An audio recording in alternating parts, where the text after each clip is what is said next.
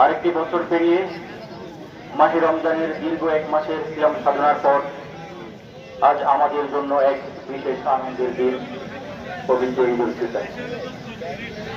এ দিনটি আত্মশুদ্ধি, সংযম, সহমর্মিতা ও ভ্রাতৃত্ববোধের এক উজ্জ্বল ও অনুপম প্রতীক।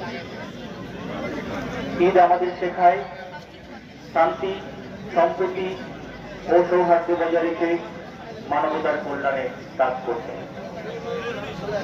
ঈদ হিংসা, বিদ্বেষ ও হানাহানি ভুলে মানুষকে সাম্য, মৈত্রী ও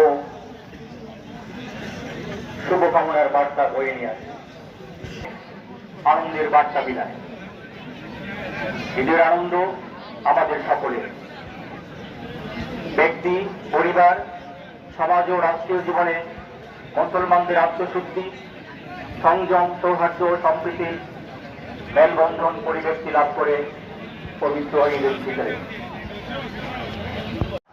والمغفرة يوم أعظم الله قدره وأفاض عليكم فيه من النعيم ما يوجب شكره، جعله عيدا لما أتيتم قبله من فريضة الصيام، وأباح لكم ما منعتم في صيامكم من تناول الشراب والطعام، فاحمدوا الله على إتمام الصيام بالدين وشرائع الإسلام.